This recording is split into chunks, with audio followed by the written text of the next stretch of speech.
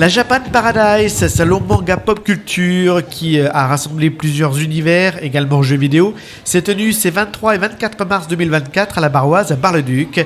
39 exposants, originaires pour une partie d'entre eux de la région Grand Est, ont proposé figurines, Pokémon, jeux rétro ou encore la présence aussi de créateurs de bijoux ou de papier. La particularité, c'est qu'il y a une communauté active dans les environs de Bar-le-Duc. Axel Vendrose, associé de Night of the Geek. Ça a favorisé pas mal de choses, surtout que généralement ils sont obligés de se déplacer à Metz, à Nancy ou à Troyes pour avoir des événements de ce type. Donc on s'est dit qu'ici à Bar-le-Duc, la salle le permettait. La ville nous a beaucoup aidés, les gérants de la salle également nous ont beaucoup aidés. Et ça permet au public d'avoir enfin quelque chose à côté de chez eux et de venir en profiter. Des fans ou des cosplayers, parfois passionnés depuis tout petit. Julie Palermo, créatrice illustratrice Nouagu, associée à Night of the Geek. Moi, ça a commencé en fait depuis la cour de récré. J'ai commencé avec les Pokémon, j'ai commencé avec la Game Boy Advance, bref, toutes les consoles portables. J'ai été initiée par ma mère sur Final Fantasy, sur la PS2. Bref, vraiment, depuis que je suis toute petite, en fait, je suis dedans. Allons maintenant à la rencontre de ces cosplayers. Et justement, première rencontre avec Yuta, un personnage de One Piece. Elle est originaire de Bar-le-Duc. Alors moi, du coup, je suis en Uta, donc du coup du film One Piece Red. Mais c'est aussi également ma tenue de scène, puisque je suis ici en tant qu'invitée pour faire un concert. Donc du coup, c'est Uta, mais avec ma petite tenue pailletée, donc pour le concert.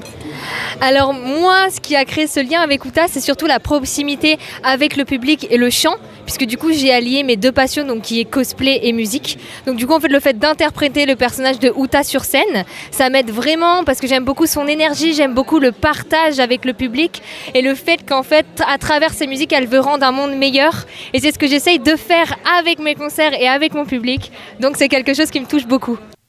Juste à côté d'elle, Gamora, des Gardiens de la Galaxie, cette série Marvel. Elle fait aussi une 50aine de personnages. Pourquoi ce personnage ? Tout simplement parce que c'est quelqu'un qui est un fort caractère comme moi. Je m'assimile beaucoup à ce personnage dans le sens où elle a des émotions, elle a été triste. C'est un tout qui fait que je l'affectionne particulièrement. J'aime beaucoup la RP, la roleplay. J'aime beaucoup l'incarner parce qu'elle est très très importante pour moi. Et je suis une fan inconditionnelle de Marvel, DC Comics, moi. Donc c'est obligé pour moi que je ne voyais pas autrement que de ne pas la faire. C'était très important pour moi. Elle est forte, elle est intelligente, voilà. Allons nous balader dans le salon et nous sommes interpellés par les personnages de Lucifer et de Wanda Maximoff. Pour eux, le cosplay est bien plus qu'une passion. Ça a commencé il y a à peu près 4 ans, en venant à une convention tout simplement en tant que visiteur, en voyant le résultat et la beauté de la création de certains costumes. C'était un costume de Mortal Kombat, donc c'était un jeu vidéo qui n'avait rien à voir.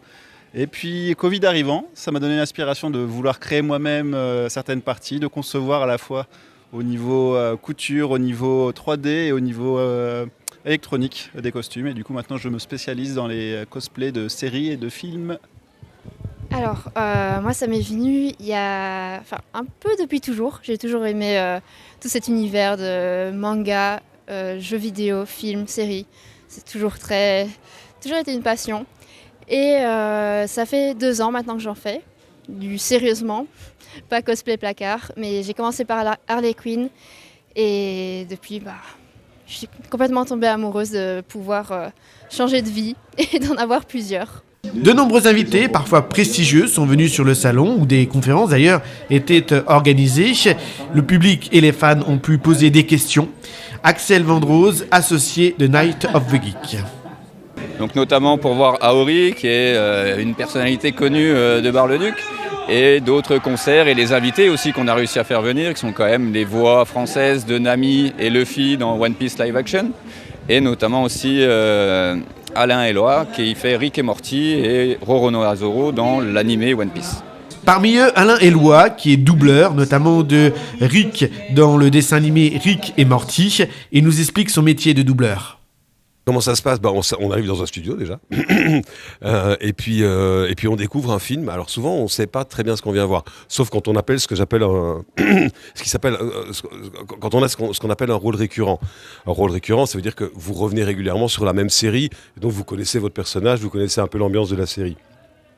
Sinon, très souvent, on arrive, on ne sait pas très bien ce qu'on va doubler, donc on le découvre, on regarde d'abord une scène, et puis une autre, et puis ensuite, voilà, le travail, en fait, en gros, c'est d'essayer de faire en sorte que le français paraisse naturel dans la bouche, finalement, de l'acteur qui a joué en coréen, en anglais, en italien, en espagnol, dans n'importe quelle autre langue, et de faire en sorte que ça soit... Donc le travail a été préparé auparavant par ce qu'on appelle un adaptateur, qui a utilisé la traduction et qui a fait en sorte que finalement, ça puisse correspondre. Et nous, évidemment, on met la toute petite dernière touche où on va se rendre compte qu'il faut peut-être allonger un peu ceci, raccourcir un peu cela, que évidemment, si quelqu'un dit « je ne veux pas te voir », il ne dit pas « je ne veux pas te voir ».